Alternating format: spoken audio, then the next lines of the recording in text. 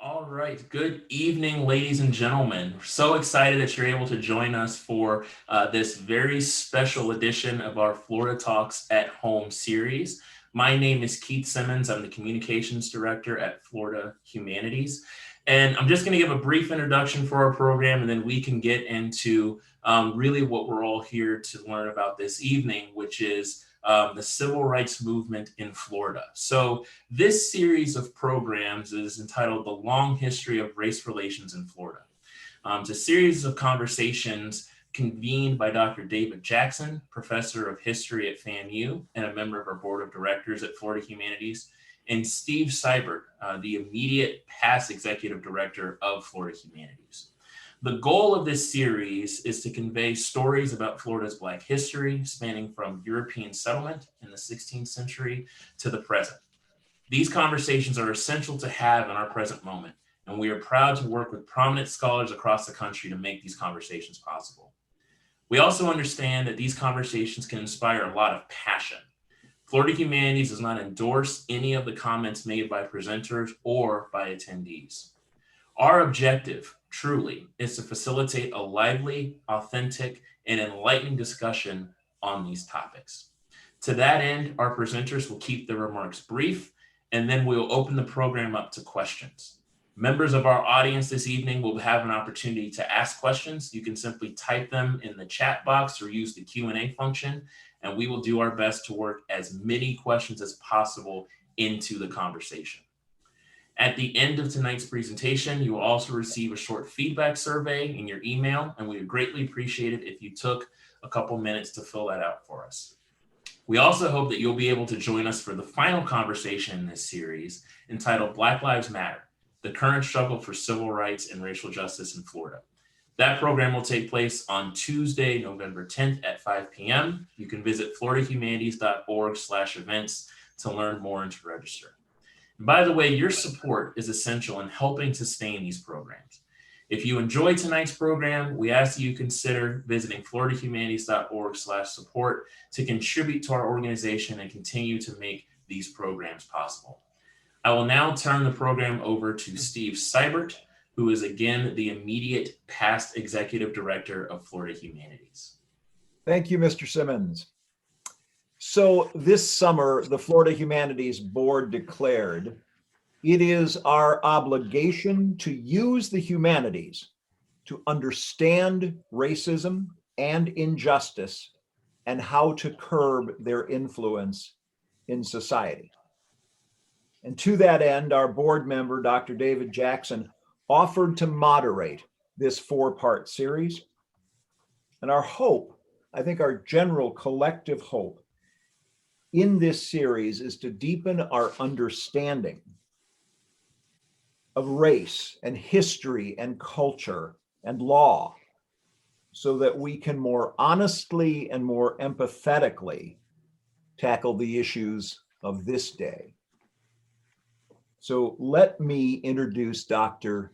David Jackson Jr., our friend, an iconic figure in thought and in academia in Florida. He is the Associate Provost for Graduate Education and Dean of the Graduate College at Florida A&M University. He has his PhD in history from the University of Memphis, a master's in public administration from Florida A&M University, and a bachelor's in history education, magna cum laude, also from Florida A&M University. He has 5 books to his credit. He has won virtually every award an academic can win and a civic leader can win, including, I look here, Teacher of the Year on 3 different occasions at Florida A&M. He is in Who's Who among American teachers. He's been a member of the Florida Humanities Council Board since 2015. He has been a member of the Florida Historical Society Board, the board of the Center for Global Security and International Affairs, the University Press of Florida Board, and the Florida Historical Commission. He is many things, but he is also a proud alumni of the Marching 100. And with that, let me introduce Dr. David Jackson Jr.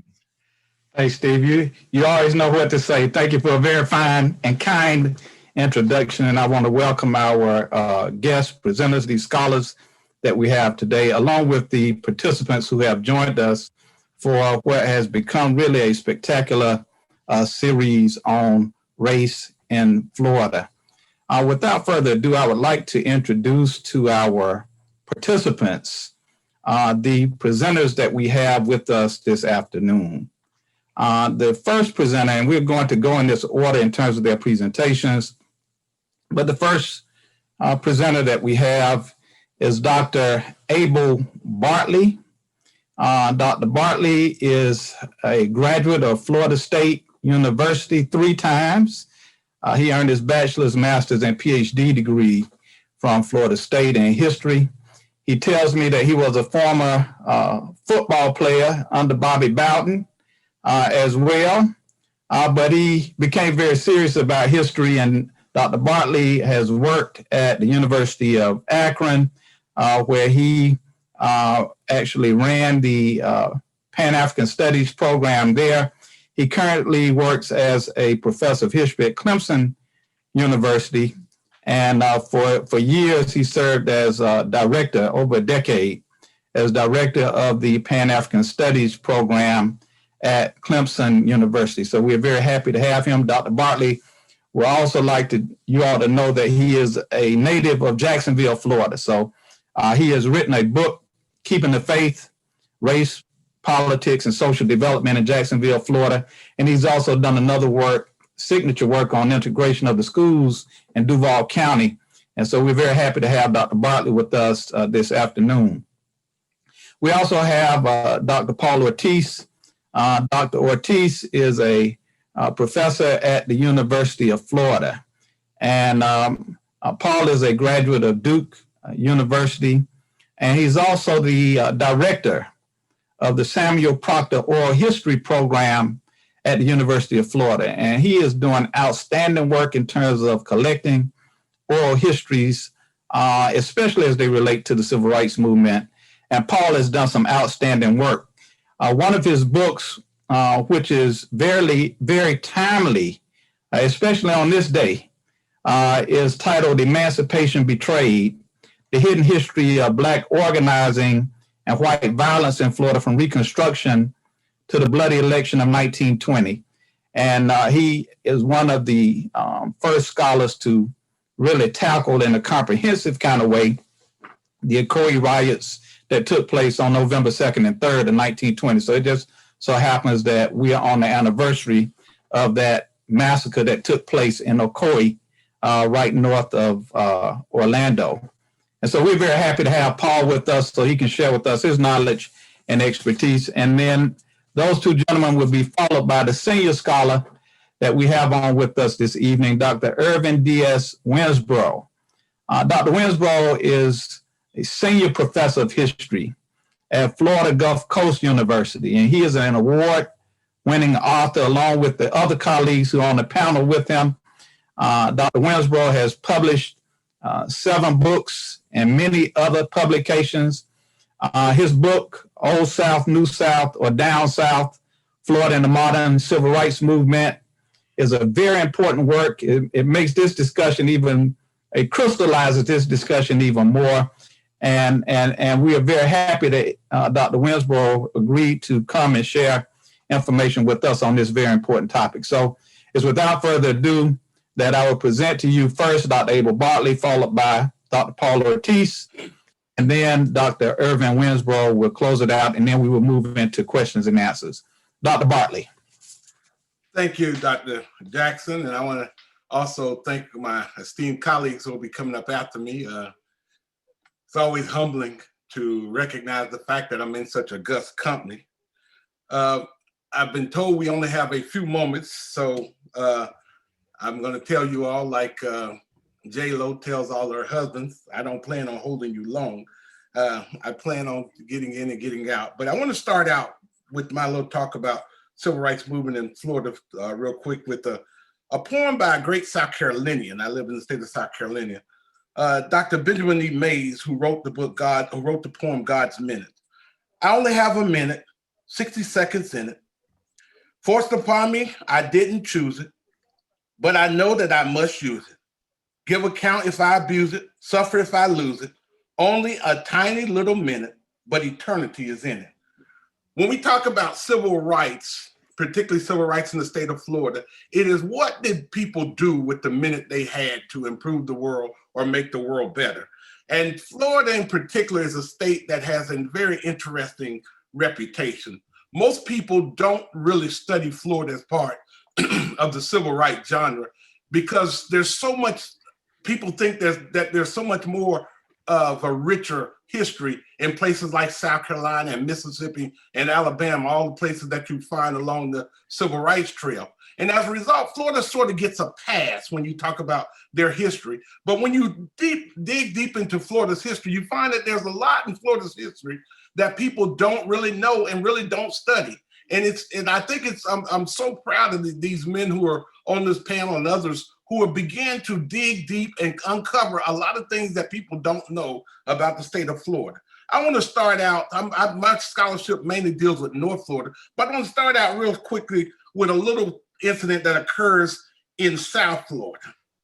Reuben Stacy, a 37-year-old Black man, hangs from a tree on Old Davie Road in Fort Lauderdale, blood trickling down his body and dripping off his toes.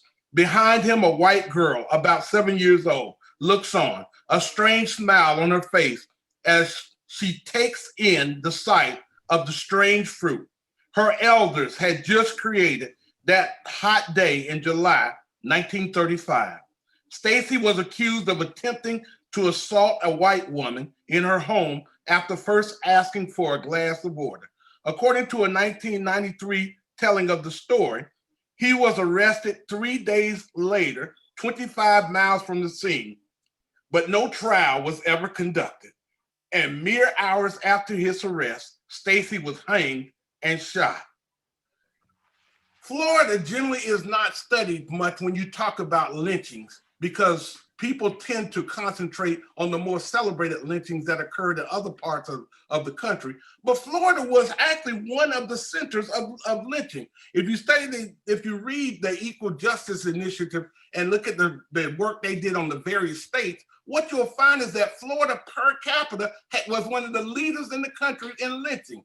And so a lot of people don't really understand Florida's civil rights history. I'm going to talk just a little bit, not so much about the violence, but about how African Americans fought against this notion of being dehumanized in the state of Florida. There were African Americans, when you look at Florida, Florida produced some of the greatest leaders for the civil rights movement in the United States. My hometown, like I said, I do a lot of research on my hometown.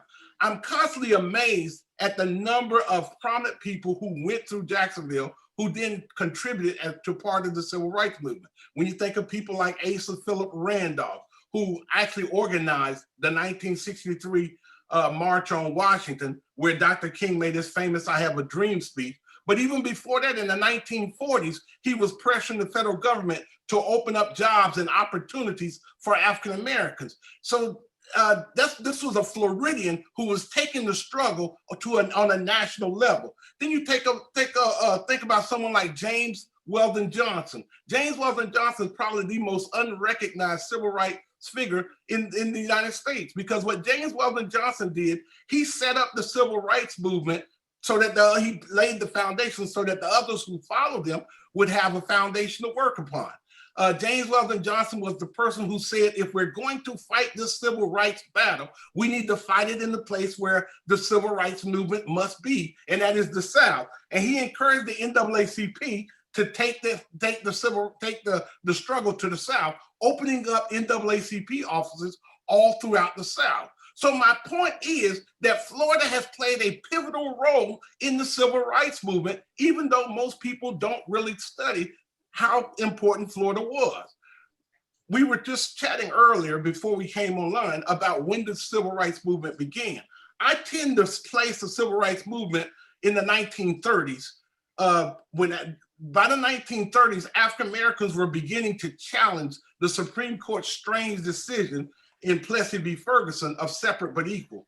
When Thurgood Marshall And another hero of mine, someone who I think that really deserves a lot of credit, the person who taught Thurgood Marshall, when they came up with this idea of challenging segregation, and excuse me, Charles Hamilton Houston, when they came up with this idea of challenging segregation and using the Supreme Court's own words of separate but equal to tear down segregation, they began to challenge the notion of the dual pay scales amongst teachers in the South.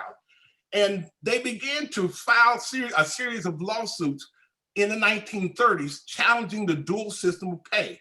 And by winning those lawsuits, it set them up to challenge other areas of inequality in the South by challenging the notion of separate but equal and making the federal government push the notion of equality even within the realms of this notion of segregation. Thurgood Marshall came to Florida and put together Florida's largest counties in a omnibus suit and challenged and got equal pay for teachers. Even though the teachers didn't actually get full equal pay, they were able to dramatically improve pay for teachers in the state of Florida and set the notion of equality into motion. Then in 1944, with this famous Smith v. Allwright case, you get the Supreme Court once again saying that the power base of the South, the Democratic Party, could not be viewed as a private entity, which would legally be allowed to keep African Americans out. And so as a result, it opens the Democratic Party up and opens up the notion of power in the South for African Americans. And so now what you have then is you have the legs on which to stand for a civil rights movement that starts, I believe, in the 1930s, builds itself in the 1940s. It slows down during World War II, but then it picks up again after the war. By the late 1940s, African Americans are challenging things like segregation in the public schools. We tend to think of Brown v. Board of Education, coming out of nowhere, but it was a slow battle as they began to challenge graduate schools and then go down to undergraduate schools, then go down to high schools, as they began to challenge the notion of separate but equal. And this is something that was going on nationally, but if you look at it, it also had a local and a state part to it also, as African Americans were beginning to push the states to admit them as citizens and give them the rights and privileges that they deserved as citizens. And so what you have then is a much more active NAACP moving during the 1950s in particular, and then moving on to the 1960s. It is no accident that as Florida began to push for civil rights, that leaders in the NAACP saw their lives being threatened and some of their lives being taken. We think of Christmas Day in 1951, when the great Harry T. Moore and his wife Harriet were both murdered in their home when someone cowardly placed a bomb under their home and blew them up on Christmas night. The civil rights movement was beginning to expand, and African Americans were beginning to push for this notion of civil rights. Then what follows is a series of African American challenges on the local level of things that were not right. We began to push back against this notion of separate but equal. In my book, Keeping the Faith, I take a look at Jacksonville and how there were two race riots that occurred in Jacksonville as Jacksonville began to push for civil rights. The leader of the NAACP during the early part of the 1960s was a young man from Jacksonville by the name of Rutledge Pearson.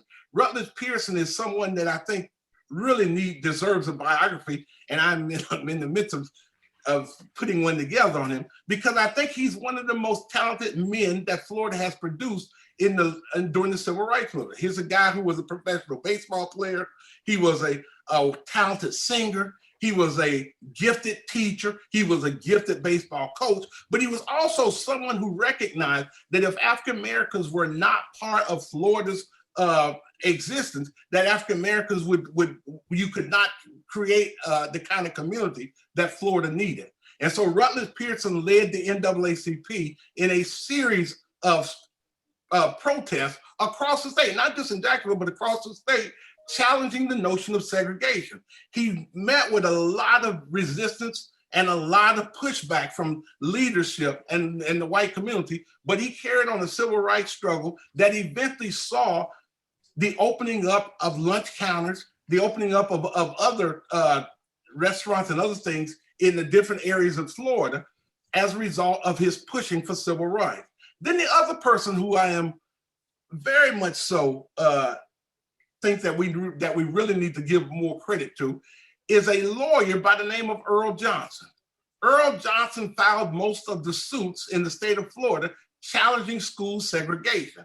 Earl Johnson was an attorney working for the NAACP.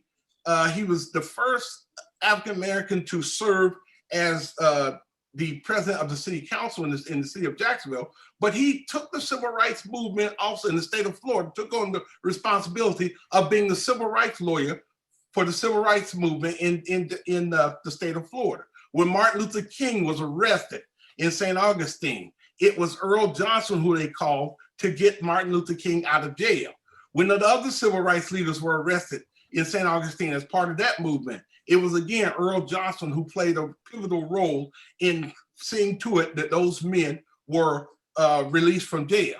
So my point is, when you look at Florida's civil rights struggle and you start in the 1930s and follow it through the 40s into the 50s into the 60s, what you see is that the civil rights movement was not Martin Luther King and the big marches that you see, but the civil rights movement were those local struggles in city after city where they cultivated local leaders who battled the local community, the entrenched local community, and won civil rights struggles. And I think that oftentimes we forget how important those local struggles were for creating the civil rights movement that we have today.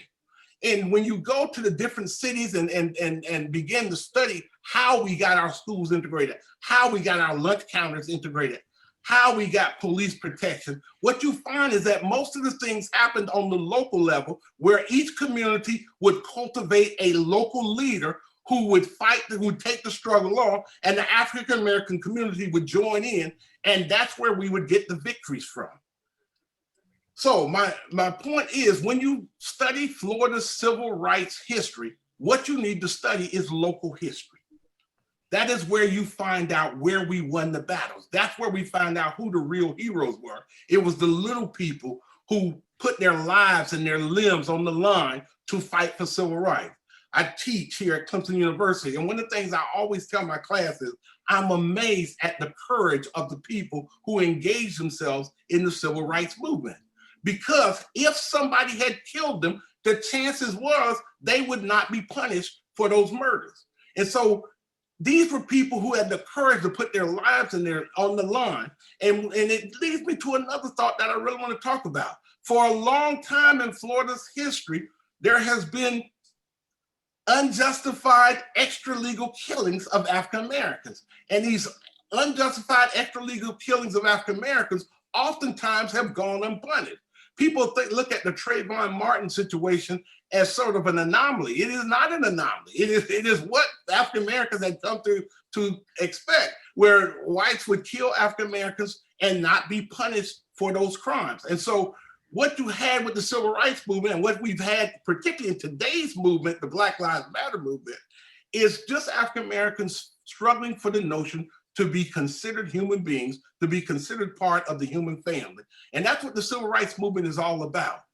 I like what Martin Luther King said. If you have a law that does not apply to everyone, it is not a law at all. And that's what we've been, when you talk about civil rights, that is in essence what we're talking about, making the laws apply to everyone. Because the laws do not apply to everyone, they really don't apply to anyone. And so for African Americans, all we've been doing throughout our history, particularly in the state of Florida, is treat us fairly.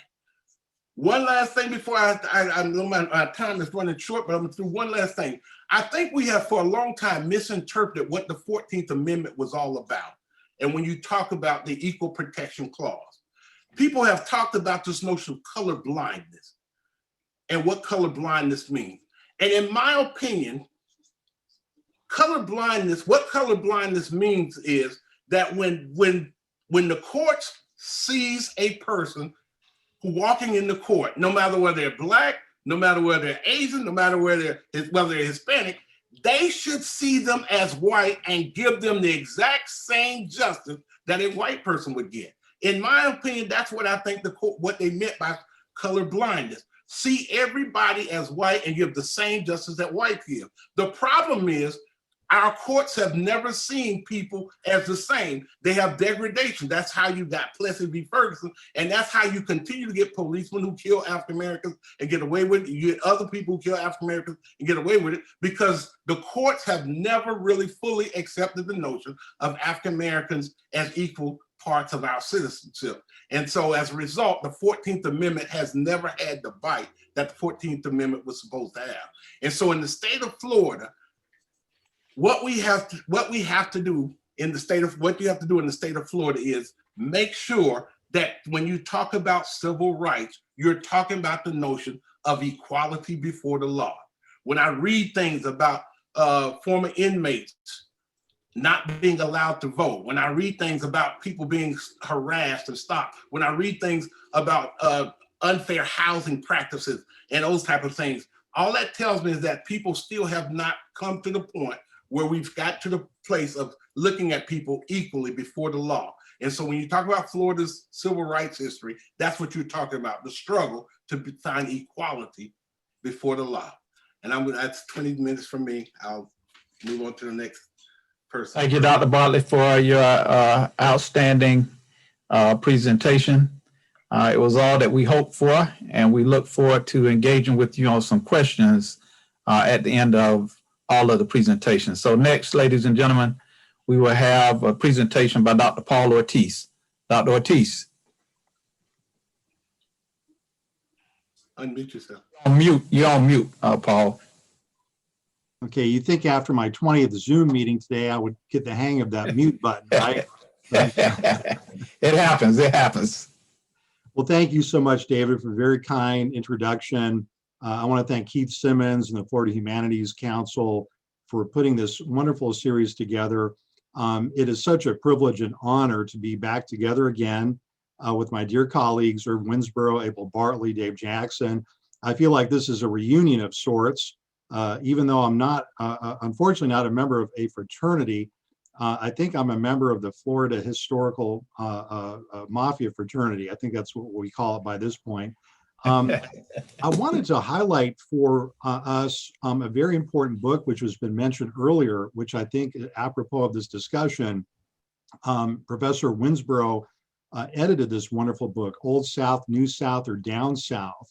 And this is really an excellent, really the preeminent collection in terms of Florida's civil rights history. Well, this is a really amazing moment to talk together, to meet together on this topic. It's a moment when our hearts are very full. This is the 100th anniversary of the Ocoee Election Day massacre, which unfolded November 2nd through 3rd, 1920, during the presidential election. It was an election where tens of thousands of African Americans in this state took the risk of their own lives. Professor Bartley mentioned earlier that to be active politically in Florida or any state in the Deep South was to literally risk oneself's lives.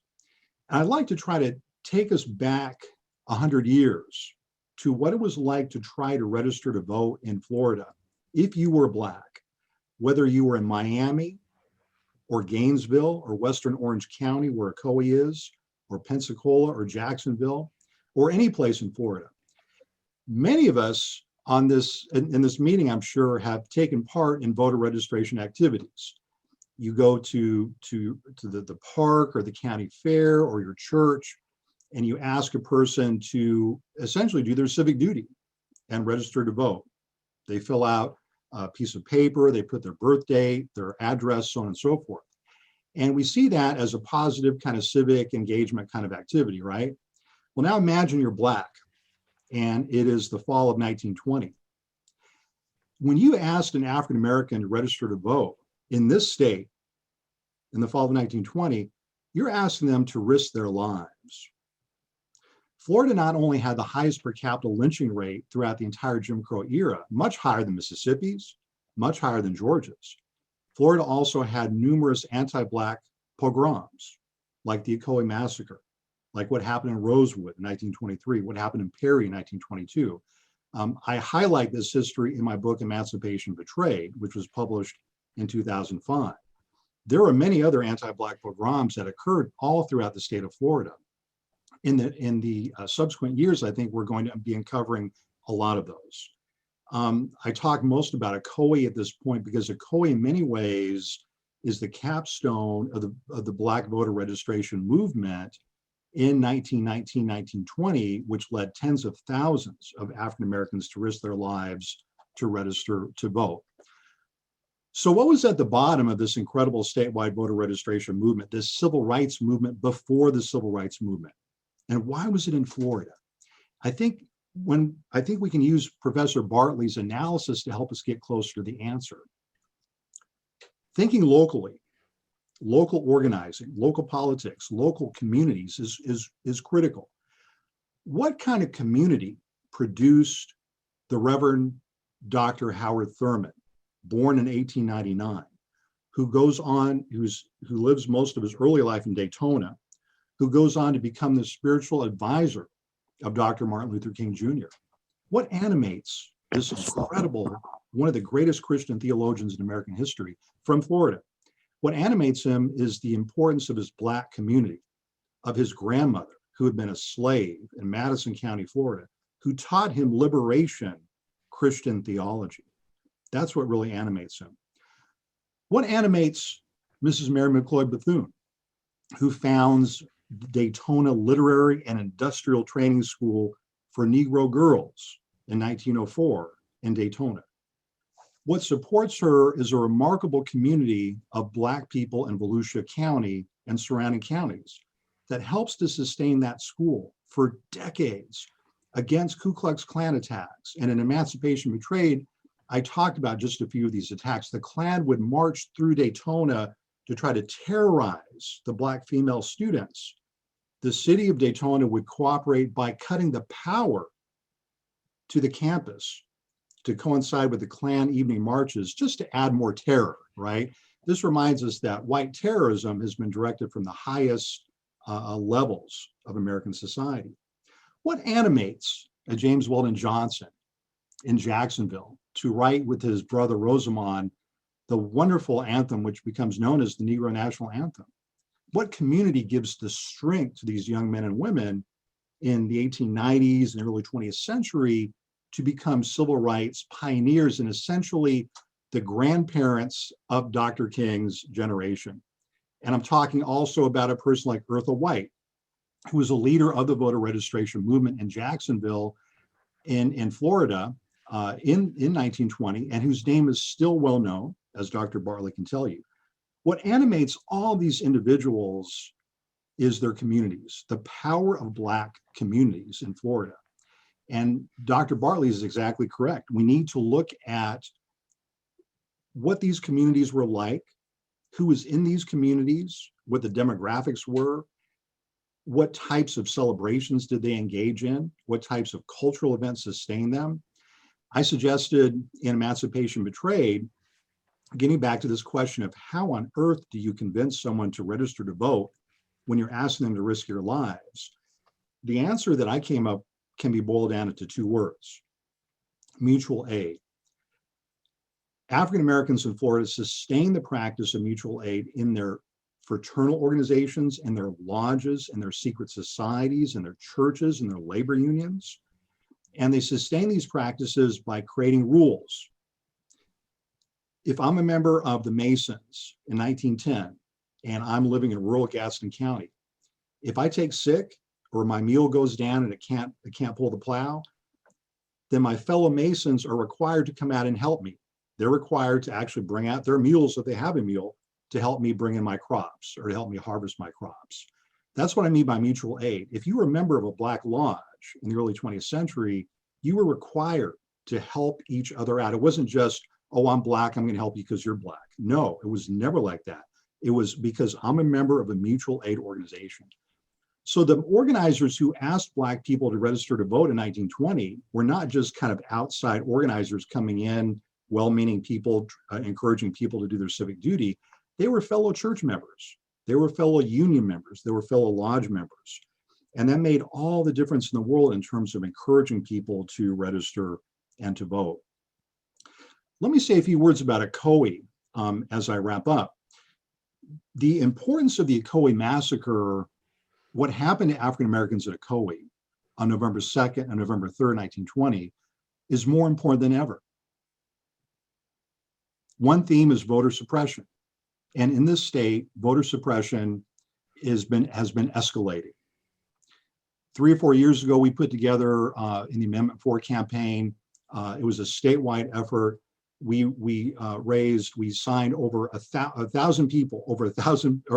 1 million people signed petitions asking the state to restore the voting rights of convicted felons. Thus far, the state of Florida has fought that tooth and nail, okay? It's voter suppression. This is why the story of Ocoee and the story of what happened to Black Floridians in 1920 is so important to this day. In 1920, the NAACP looked at the 14th Amendment, and they did this in the months leading up to the 1920 election. And they said, if this country takes its Constitution seriously, there's that clause in the 14th Amendment saying that if a state is guilty of violating the civil rights of its citizens, then it can lose congressional representation.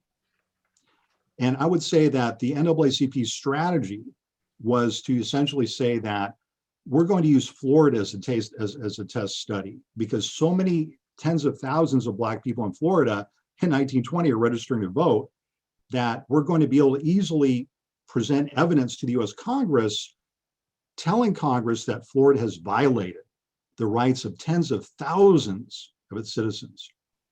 What were Black Floridians trying to do in 1920? They were trying to crush Jim Crow. They were trying to break white supremacy. They were trying to gain those rights that Professor Bartley mentioned. And they were trying to end the one-party state. But this is what happened when Walter White and Walter Pickens and James Weldon Johnson presented the evidence from Ocoee, the massacre, and presented the evidence from Jacksonville and Miami, places where Black people have been turned away from voting or brutalized. In Miami on Election Day 1920, the Ku Klux Klan actually rode in full regalia in Miami and beat Black people who were trying to vote that day. So when James Weldon Johnson and others went to the US House Census Committee in 1921, this is what they encountered. And this is why Ocoee is both a local story, but it's a statewide story and it's a national story. What they encountered was, it's hard for me to say this, US congressmen from the North who laughed at them, actually laughed at them and said, I don't support Black people voting in the North. Why would I support Black people voting in Florida? Why are you giving this mess? And if you don't believe me, you can read Emancipation Betrayed. I'm taking this directly from the minutes of that House Census Committee, where an honorable man, James Weldon Johnson, was dishonored by white US congressmen who laughed in his face, who said, we don't take Black rights seriously, right? So this is why this panel, this event is so important for us. It's why it's so important that the state of Florida has recently passed a law requiring all school districts in the state to tell the story of the Ocoee Election Day massacre. And the charge I'll give to every one of us in closing is, now it's on us. Now it's on us to tell the story of what happened to African Americans in 1920, what they tried to accomplish, and this remarkable lesson in civic engagement and civil rights that they passed down to us, this most precious lesson. And we owe it to them. We owe it to the victims and to the survivors of that massacre on the 100th anniversary of that massacre to vote, to take civil rights seriously, to teach our young people about what it took to reach the point that we've reached. We haven't got there yet, but we're trying. So thank you for your attention, and I look forward to the Q&A. Thanks, Dr. Ortiz, for such an illuminating presentation. And I mean, just the work that you have done, Dr. Bartley, and the research has really made the study of these different subjects much more accessible. And so I saw in the chat group that your books were listed out there. I would encourage the people in the audience, the participants who are online with us, to purchase those books, and you will be very much enlightened on the information that they have researched in those works. Last but not least, we will transition to the senior scholar, Dr. Irvin Winsboro, who will present his perspective on this particular subject to you all, and then we will close it out with questions and answers. So Dr. Winsboro, it's all yours. Okay, thank you, Dr. Jackson, and thanks to my esteemed colleagues who preceded me, and hello to everybody, including the representatives of the Florida Humanities Council, who have done such a stellar job in organizing this and now presenting it. I was fascinated by the first two presentations, as I knew I would be. Dr. Bartley and Dr. Ortiz, both not only competent senior scholars, but very impassioned scholars as well. And I think Florida is so lucky to have them as part of their quote unquote historical mafia. And Dr. Jackson up at FAMU. There are some just very stellar historians in Florida. I'm not sure I'm one. I wouldn't even say I'm one, but you've just, Dr. Jackson and Dr. Bartley and Dr. Ortiz have just demonstrated that very profoundly. I would like to continue the theme of, and looks like I blanked out on the screen. I hope everybody can see me. I would like to continue the theme of this, what I call, I call grassroots struggle, but local struggle. And I'm going to back up for just a minute, and maybe I'll be the contrarian here, because I believe that, as I pointed out in the book, one book that I edited, Florida's Freedom Struggle, and also Old South, New South, or Down South, and a number of articles that I've published, that the freedom struggle, the civil rights movement in Florida began with the first introductions of people of Africans and people of African heritage. That includes those coming up from the West Indies during the colonial area. As many of you know, although I don't think he was the first who came to Florida, Ponce de Leon got credit for that in 1513. He had blacks with him. When he came back in 1521, he had African Americans with him. Narvaez had African Americans. De Soto had well, they were Africans at that point. De Soto had Africans with him. When De Luna sought to colonize the area that is now Pensacola in 1556. I don't know if many Floridians or even people around the nation know this, but he had 100 slaves. Slavery appeared in Florida. Slavery didn't appear in Jamestown in 1619 in the English colonies. Slavery first appeared in the North American continent in Florida. And ever since that, racial oppression has occurred in Florida. And ever since that, racial resistance has occurred in Florida. There's a long, long stream. Actually, it's a river running through Florida history from the earliest colonial era through the, actually there are three colonial eras. There was the Spanish, the British, and then the Spanish again. 1821 was territorial Florida, 1845 statehood. And that resistance has run through and just myriad in various ways. It's always been there. I won't take issue with Dr. Bartley, but I think there was a kind of a wave in the 1930s promoted by the New Deal and FDR, and sort of a hiatus during World War II. And then again, when African Americans came home, and especially in Florida, and found the brutality of racism in their home state, and that sort of energized, I guess, like students with Red Bull today, that sort of energized African Americans to begin their protest. My point is that the protest has always been here. One of my points is, and it's always been a local protest, what I will call a grassroots protest. Many scholars have written about this, excellent scholars, Abel Bartley, Paul Ortiz, John Dittmer, Evelyn Brooks, Higginbottom, and I've written about this as local people. And that's what I found in my many years of research, decades of research on resistance, the Florida freedom struggle in Florida and in the South at large. And let me just as an aside, I'm finishing a book right now on the impact of professional African Americans in the Deep South on the Black community. And we tend to sort of concentrate on the theological leaders, the ministers and so forth, and the educators as the leaders of civil rights. But when you look very closely, and I've done this, it doesn't make me special, but I've really done this at length at using primary sources and accounts from the Black community itself, many of which are just neglected in history or overlooked. The struggle began at the local level, but it began by all kinds of people at the local level, all kinds of folks at the local level in the Black community. Remember now, please remember, the Black community has been here since Florida, which was La Florida, the colony, the Spanish colony of La Florida. We'll use 1513 as a convenient date. The Black community has always been here. Incidentally, the first independent one was Fort Mose outside the colony of St. Augustine, and then Eatonville in present day Orange County was the first organized Black community. So it's always been here. And I've looked at this, and it's intriguing because I have found that not only ministers and theologians, as my colleagues have found, I'm sure, have been leaders at the local level, the grassroots level, but there have been all kinds of other leaders. Doctors have been leaders.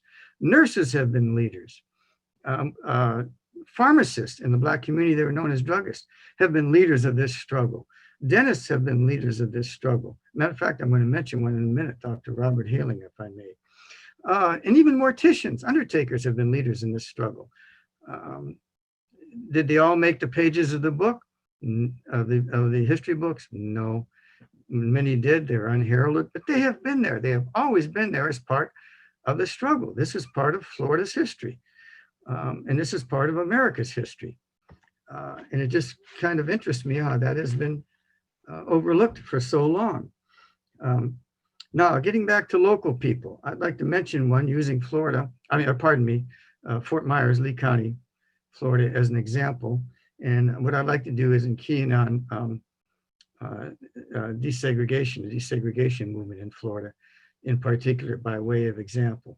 But before I do, I want to underscore the fact that Florida has not only always been a racist entity, but it's been a violently racist entity. It was the first to institute the poll tax.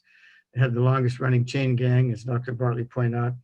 It had the highest incident of per capita lynchings. And incidentally, that goes down to the 1940s, as Tamika Hobbs has pointed out in her book, all the way down to the 1940s after World War II lynching.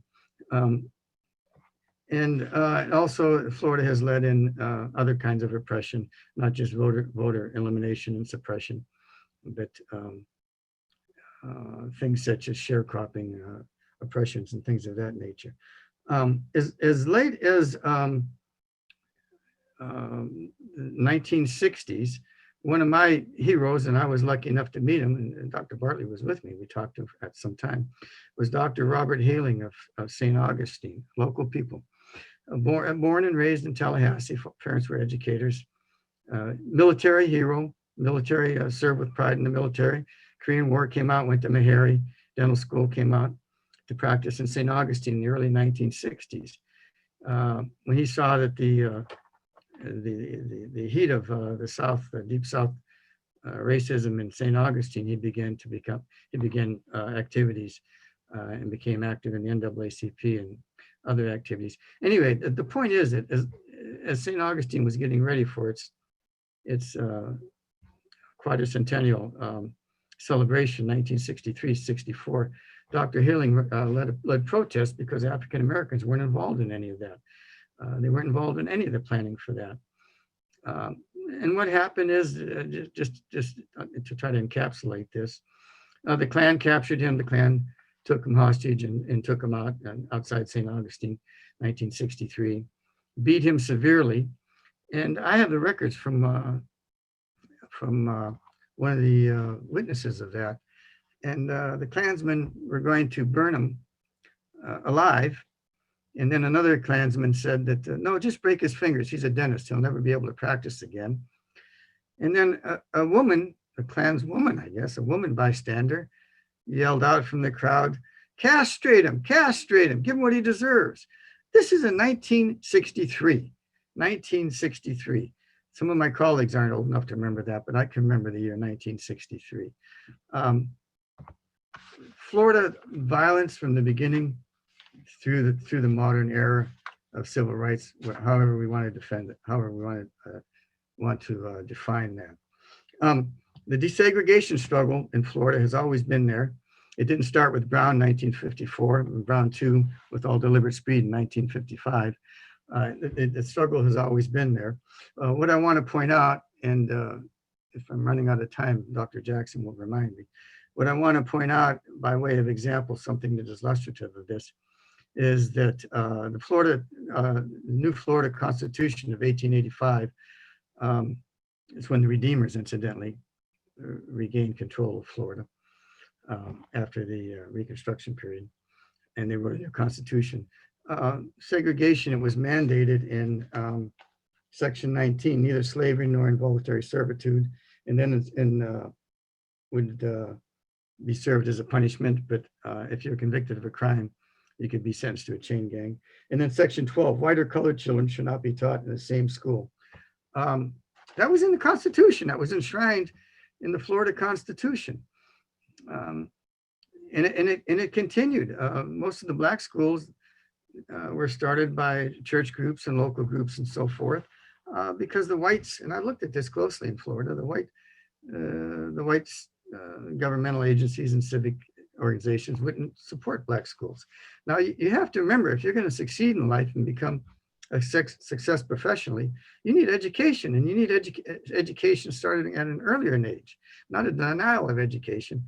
And if you don't have access to a school, what book collections do you have access to if you want to prepare yourself for a profession, for the law, medicine or something, or even for nursing? What books, what do you have access to? Now you don't have a school, you're denied a school, you don't have a school library. Just think of that in terms of the myriad roadblocks placed in front of young African Americans, talented, bright, who wanted to succeed in life. They're denied an education, even a library, a decent library to find books. In the 1950s, there are 67 counties in Florida, and you can quote me on this. Only 2 counties, only 2 public library systems had facilities for African Americans. And of course, they were extensions or annexes in the African American community. I mean, just think of that for a second in terms of having roadblocks placed in front of you and your children succeeding in life. To me, it's just incredible. Florida wasn't, Brown versus Board was number 1 was 1954. Brown versus Board number 2 was 1955 with all deliberate speed. I have a Department of Florida Education report in 1970. Said it made no difference in Florida because of old, what I call down south denial or delay of enacting civil rights measures, even federal measures like the Supreme Court decisions. There was no meaningful change in Florida until 1970. And now let me repeat that. Brown versus Board 1 was 1954.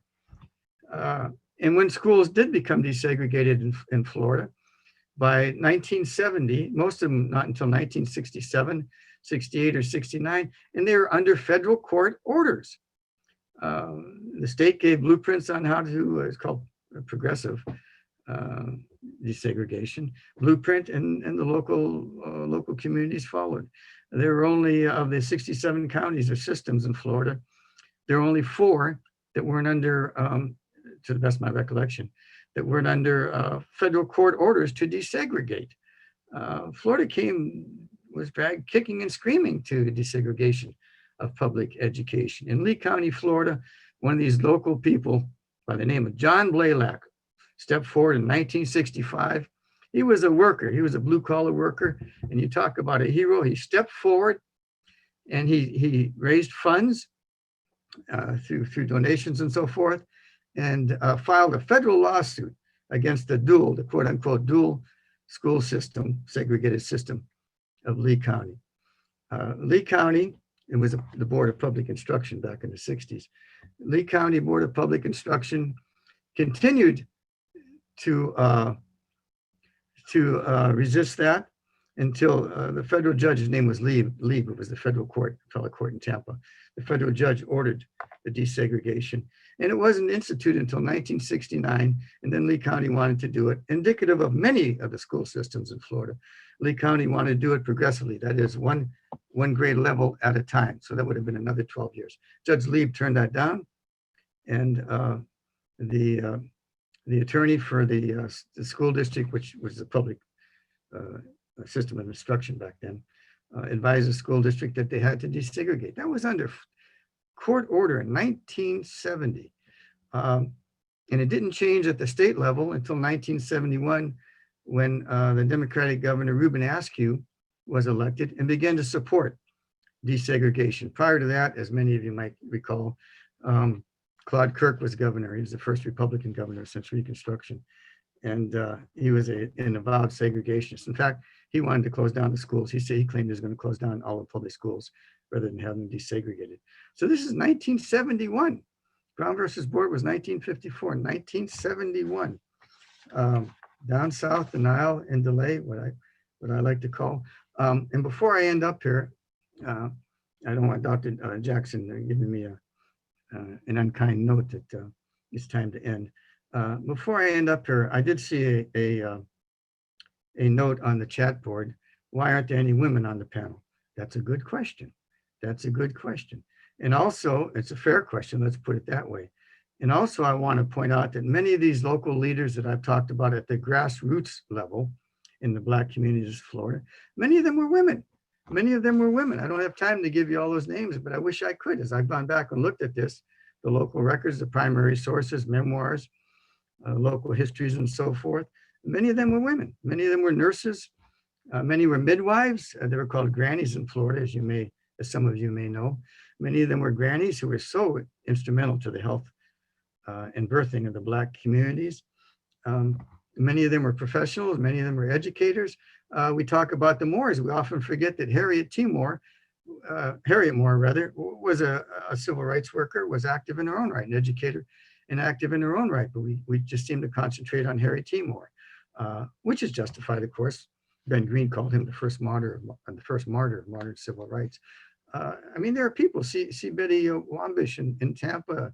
The first African-American female attorney in Florida was a civil rights worker.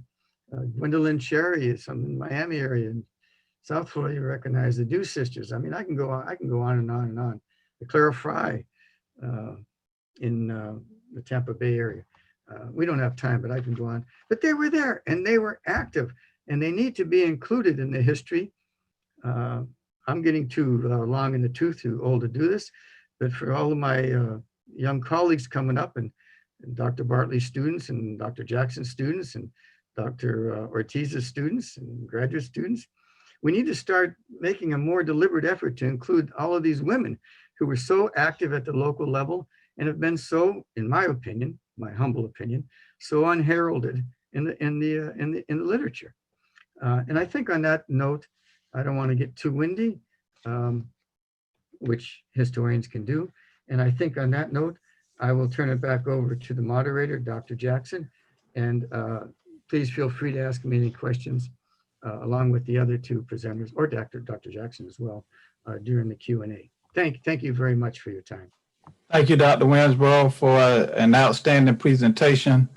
And I really appreciate you making a number of the points that you made, in particular, the point about the role of the Black professional class and business people in advancing civil rights in the African-American community. So I think that's noteworthy, and I work in that area as well. Before we transition to questions and answers, I would just like to share with the members of the audience a quote from the late Dr. John Hope Franklin, who was one of America's most celebrated historians. And Dr. Franklin once said that the places that commemorate sad history are not places in which we wallow or wallow in remorse, but instead places in which we may be moved to a new resolve to be better citizens.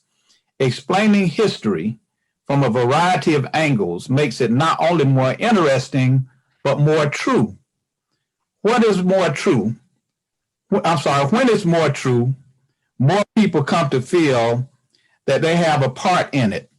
That is where patriotism and loyalty intersect with truth.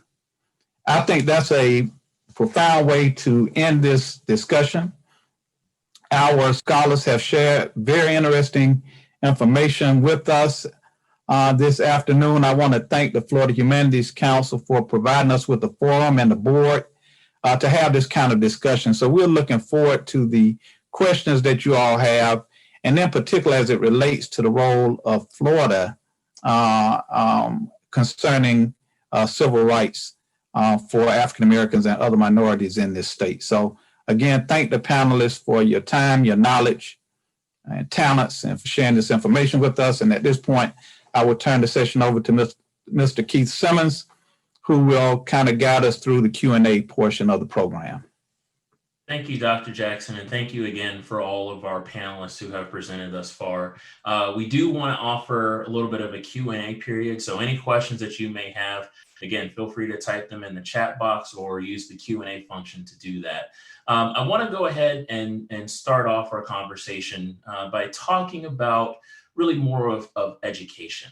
And Dr. Ortiz, in your presentation and talking about the Ocoee Massacre, you talked about the importance of sharing the story of voting to future generations, current generations and future generations, to encourage them to exercise their right to vote. I've seen, strangely enough, some narratives about how talking about the sacrifices that have gone into obtaining the right to vote can potentially turn off some of this potential audience. I mean, have you, in perhaps in your work and for the rest of our panelists, have you seen anything like that? And what do you see as really sort of this core key message to try to get everyone to really exercise their right to vote? And again, this is regardless of who you're voting for. This is simply exercising this vote that people traditionally did not have. So what do you see as the most viable strategy to convince people to exercise their right to vote? Well, Keith, it's a very important question. And I think you raise a really important set of issues. You know, one is, as my distinguished colleagues have all noted tonight, these are very painful topics on a certain level, because you're talking about not only the violation of constitutional rights, and let's be clear about this. African Americans have fought in every war this country has ever waged, beginning in the War of the American Revolution, served by the thousands in George Washington's Continental Army, earned the right to vote based on that military service, only to lose it later in the early 1800s. So this story is a potentially very painful saga. And I can understand, and I've talked to people, for example, one of the initiatives I've been involved in, earlier we mentioned the Equal Justice Initiative. And in Alachua County, we have a historical truth and reconciliation committee composed of citizens, local county leaders. And we have unearthed many more lynchings than have been officially noticed or noted earlier in the state of Florida, just simply through local research. And the idea was to erect a plaque in honor of the victims to make sure their names are not forgotten. And initially, there were some members of our community who said, please don't do this. This is just going to be highlighting a shameful part of our history. And the only way to get past that, Keith, is to really have meaningful community conversations. There's going to be tears, there's going to be anger, but failing to do that, we continue to silence the past. We continue to silence our ancestors in struggle who fought so hard, and many of them died for the right to vote. So I guess we have a choice here, right? We can either engage in a discussion, and if we engage in it honestly, it is going to be painful, yes. The price of avoidance to me is too high. It means ignoring our amazing ancestors. The last thing I'll mention on this point, Keith, connected to the question about voting and civic participation is we had a struggle over the summer in Alachua County. One of our elementary schools is named after a former Confederate general. It was named after this man 80 years ago. He was not a good man. There are many things about his life, his public life, which wouldn't pass muster, which didn't pass muster back then, certainly wouldn't pass muster now. So we decided to go through the process of renaming the school. It went from J.J. Finley, who had been a minor Confederate general, to Carolyn Beatrice Parker, a brilliant young African-American female scientist who served her country during the Manhattan Project in World War II. And she taught in Alachua County schools as well. But even that process, Keith, was painful at times because some people said, Paul, why can't you just let the name of that school alone? All you're doing is bringing more attention to this terrible old guy, and no one knows who he is, just let it go, right? Well, a week after we had renamed the school to Carolyn Beatrice Parker Elementary, K through 6, I was approached by an African-American mother and who has two children in that school. And she said, Professor Ortiz, I just want to thank you so much because my daughter, who I think was in 3rd grade, her daughter had asked her that previous evening, Mom, why has the school been renamed? Who is this person? Carolyn Beatrice Parker. And this African-American mother was able to tell her young Black daughter, sweetie, this is who Carolyn Parker was. She was a Black woman. She was a scientist in the 1940s, one of the hidden figures, right? And she said that it elicited so much pride in her daughter to know that someone like her could grow up to become a scientist. So this is one of the great payoffs, I think, of doing history. But it's never going to be easy, is it? It's always going to involve tough conversations, sometimes anger and sometimes tears, yes. I think that's actually a great point. I think that's a great way to respond to that question. And thank you for that, Dr. Ortiz. One of the other questions I'd like for us to tackle is oftentimes when we talk about certain things in the civil rights movement, especially when we talk about local aspects of the movement, it's very easy for someone to potentially point out a particular leader in their community or a particular event in their community. In some cases, we have people that may not even know about some of the local events that are happening. So, and this is for anyone to sort of take this question on. Where would you start if someone is curious about the local movement, whether it's in their city or their county or their region? Where should they start in terms of sourcing? And how would you, especially if you're an educator, say you're talking about like Orange County, how would you go about integrating that local story into the broader national narrative to hopefully provide more context for students? I'll jump in real quick on that. There are three things that three places where I would start if you're really interested in learning the civil rights history of a local community. One, the schools. How did they get integrated? I will bet there was a family or a person who took had the courage enough to take the step to challenge the segregated system. And then there was probably someone in NAACP who was willing to take the case. And so that's where that's generally where I start. How did the schools get integrated? Second thing that you also want to look at is generally what you'll find out if you study the local churches of the area and look at the local ministers, what you'll generally find out is that there was one of those ministers, Baptist, Methodist, whatever, who took the bull by the horns and was a leader in the civil rights struggle. And if you could follow his story, then you can find out the story of how civil rights was directed in that community. And then the third thing I would also look at is who were those first African Americans to get city jobs? Because I bet there's a story behind how you got the first Black librarian, how you got the first Black police officer, how you got the first Black teacher. And when you look at those stories, you get the story of the civil rights movement in that local community. And I saw someone on the test on the chat ask about was there coordination. There was all Jacksonville did it. They did it because they were working in coordination with Tampa, who was working in coordination with Tallahassee, who was working in coordination with Miami. There was always coordination because the NAACP generally was part of a network of other NAACP leaders who were all working together, and they all generally used 3 or 4 of the same lawyers to do most of the stuff that they were doing. Maybe I can add a little bit to that. Hello? Yeah, we can hear you. Go ahead. Oh, okay. Sorry, I didn't. Abel, are you done? I don't want to cut you off. I'm tagging you in. Okay, thank you. Thank you, Professor Bartley. I agree with everything you said. And for younger people or other folks interested in looking at the local history, maybe I'll take just a different kind of perception from Abel. Take a look at local memoirs. You'd be surprised. I've always been surprised when I start digging in local sources, local memoirs. Some are published, some aren't published, local histories, African-American histories, Black histories of different communities. But take a look at the newspapers too and follow along in the newspapers. You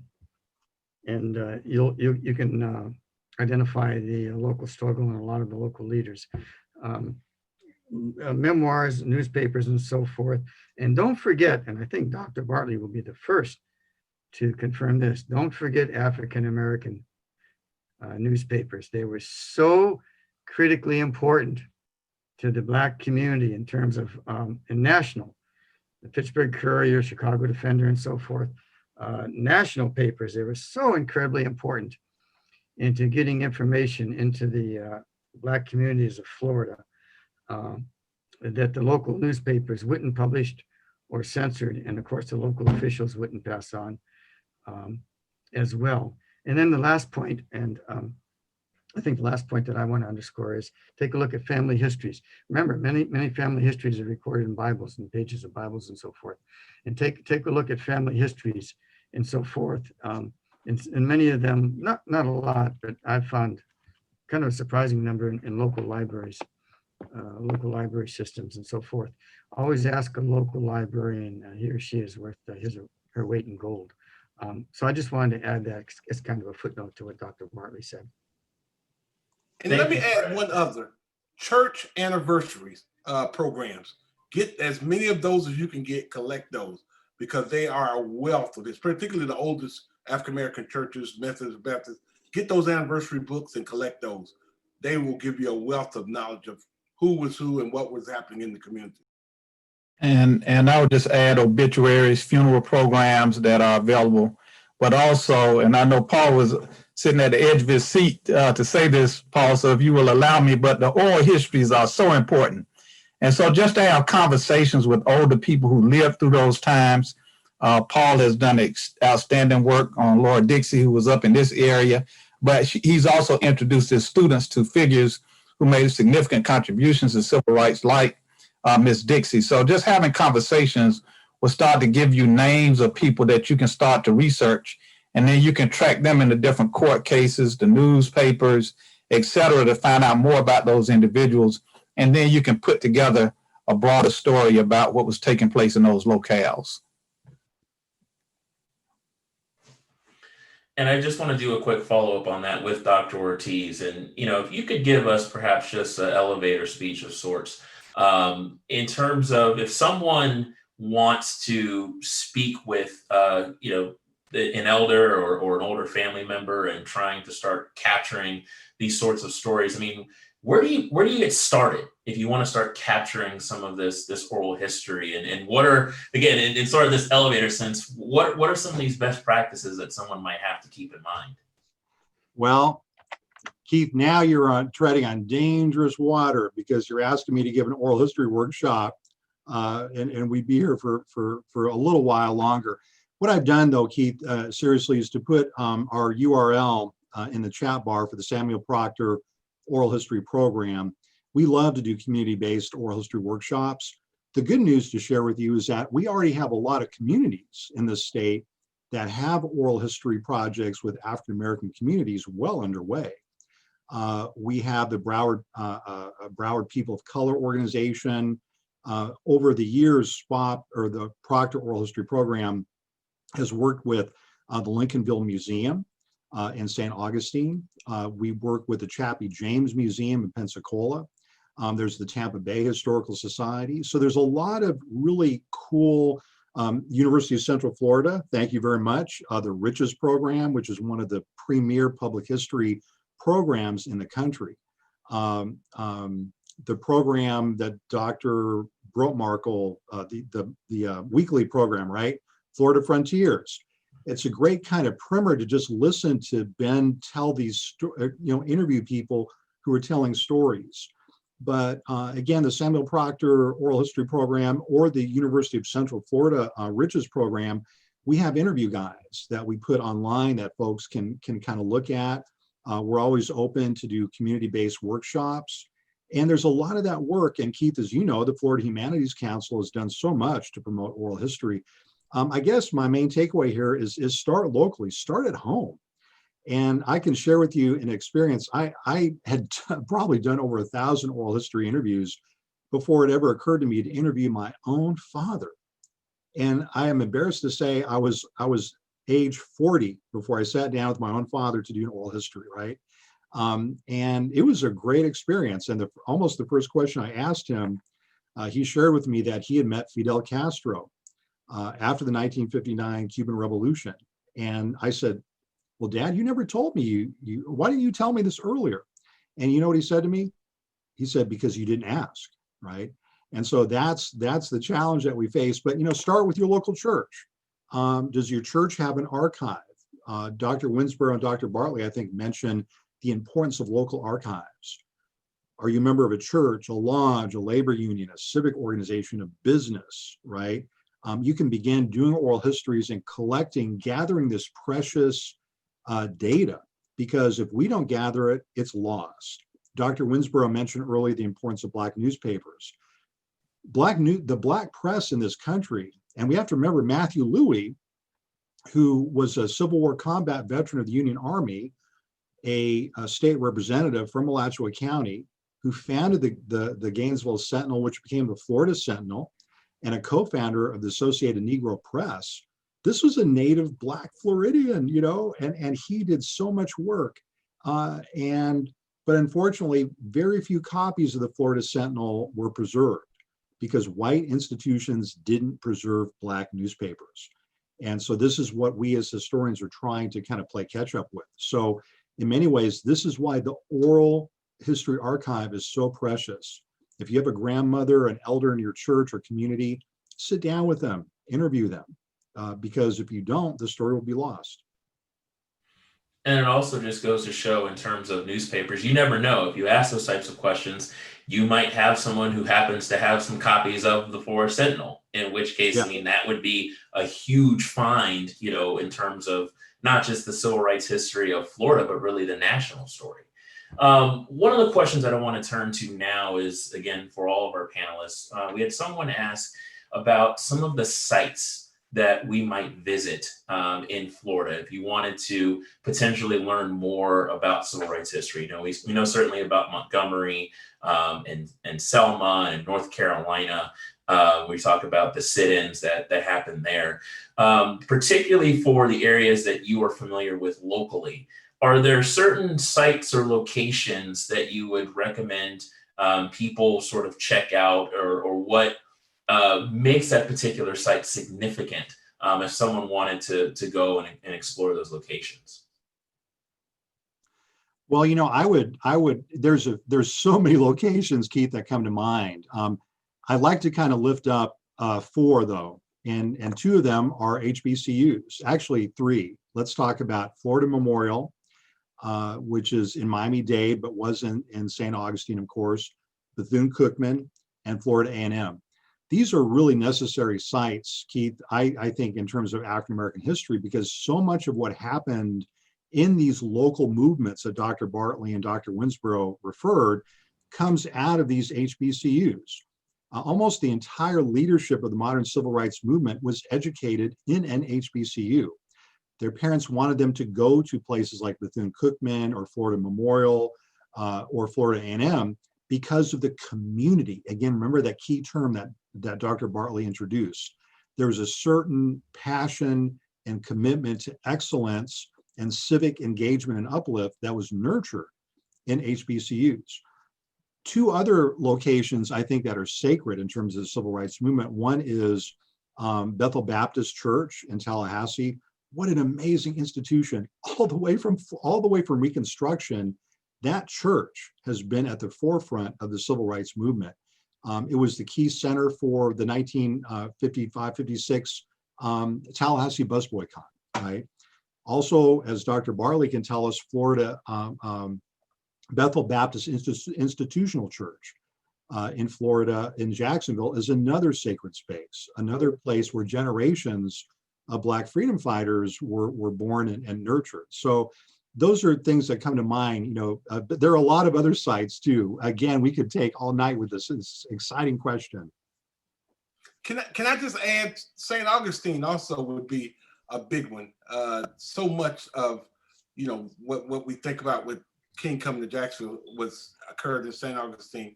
And then there are other places, if you go to Tampa, and if you go to, there's Orlando, if you go to Miami, almost every place has a sacred area where African Americans either shed blood or stood up and fought for civil rights. And I think that if you look at each area, each community, they will tell you what that sacred area is.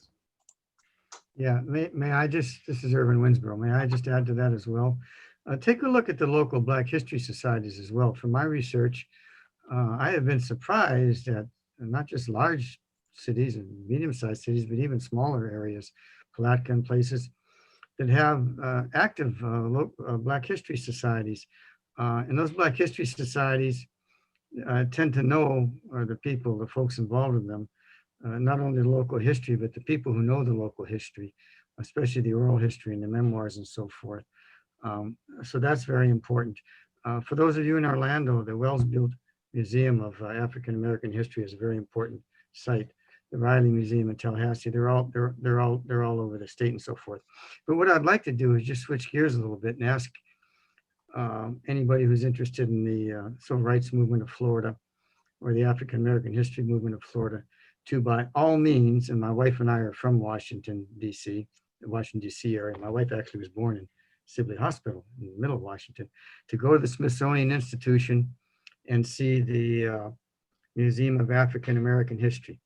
And you will see in that museum a good deal of history about Florida and what Florida had to do with African American history, dating back, as I suggested earlier, to the first phase of African history in Love, Florida, Spanish colonial Florida. And what struck me when I was there, there are two impressive displays in the Smithsonian in Washington, D.C. One, Harry T. and Harriet Moore, and the other on Dr. Robert Hailing, to whom I alluded earlier, with regard to the civil rights movement during the quadricentennial celebration of being the African Americans being locked out in St. Augustine. So you can find it from the local, my point is, you can find it from the local level to the national level. If you're interested, dig in and keep looking. Thank you so much for that, Dr. Winsboro, for adding on about the African American Museum that the Smithsonian has put together. It's certainly a really fascinating institution. I think one of the questions I want to ask, sort of in closing, I want to direct it to Dr. Jackson. In the second episode, or the second part of our series, you've mentioned Dr. John Hope Franklin, and you provided that quote again.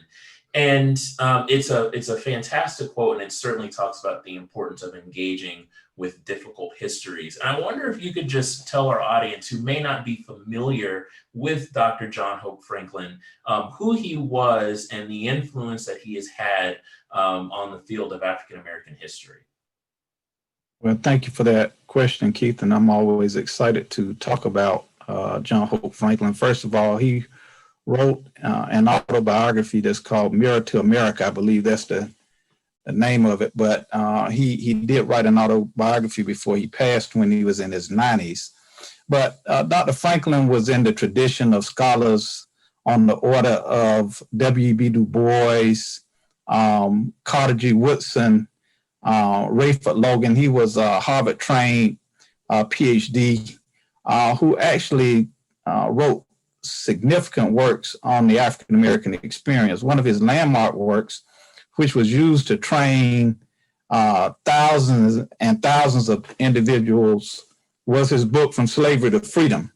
And that work became a standard that was used. I know that Carter Woodson wrote a comprehensive history of the Negro in our history, but John Hope Franklin's work really became a standard work that was used to train a number of people on the topic of African-American history. But he was also significant in arguing. Dr. Franklin felt that African-American history was American history, and that by not addressing these components of the experience of people who live in the Americas, we would never have a holistic and full picture. And I think that it makes it more difficult to come to resolutions and to have some common level of understanding if people don't actually know and appreciate the challenges that different groups have experienced in this country. Women, African Americans, Hispanics, Native Americans, you have to have some appreciation for that to understand better. And I think one of our panelists talked about it earlier, the nexus between the campaign in the 60s when the sanitation workers were striking in Memphis and they were walking around with signs saying, "I am a man." That meant that they were human beings. They wanted to be respected as human beings. So when we see as historians today, people with signs saying Black Lives Matter, it's saying the same thing. We want to be respected as human beings, right? And so I think what Dr. Franklin was saying as a scholar who actually started his work at North Carolina Central, he worked there, but he went to the University of Chicago. He worked at a number of places, is that Franklin felt that if you provided people, and other historians like Carter G. Woodson felt this as well, right? That if you provided people with historically accurate information, it would be transformational for them. That would help to change their ideas, right? And to make them more holistic, more willing to accept other people. And so that was part of his dream for a lot of the work that he completed. Now, I will say that, Franklin was also an activist in as much as he was conducting research and working with Thurgood Marshall and Charles Hamilton Houston. All of them were members of Alpha Phi Alpha Fraternity Incorporated. And so they had a bond with each other, but they called on Franklin to conduct the research to help them to argue the Brown v. Board of Education case. So that gives just some overview of who he was. He is very respected, and he was a historian, one of the earlier ones in terms of becoming president of the American Historical Association, the Southern Historical Association. He was a pioneer in many regards, and he was really the successor to people like Du Bois and Woodson. Really appreciate that insight into Dr. Franklin, and I didn't realize that he had played a role in providing some of that research for Brown v. Board of Education, which, as we talked about, is one of the most pivotal cases, not just in African American history, but again in American history and in judicial history. So with that, we're going to conclude tonight's presentation. Thank you so much to all of our panelists again for participating this evening, and for all of our attendees who participated in tonight's program. I just want to remind people a few things really quickly. Number one, you are going to receive a short survey in your email. And again, we would appreciate you taking the time to fill it out to let us know how you enjoyed this program and ways that we can improve it for the next time. We also want you to join us for the next program, which is going to be Black Lives Matter, the current struggle for civil rights and racial justice in Florida. That program is going to take place on Tuesday, November 10th at 5 p.m. You can go to floridahumanities.org/events to register for that program. And finally, once again, we would certainly ask you to consider supporting Florida Humanities. If you enjoyed this program, if you found it enlightening, inspiring, your support is critical to making sure that we can sustain these programs into the future. So we certainly please ask you to consider visiting floridahumanities.org/support to contribute to our organization and to continue to amplify these messages across the state of Florida. So again, thank you very much for attending tonight's program, and have a great evening. And thank you, Keith, for doing a great job in moderating it as well.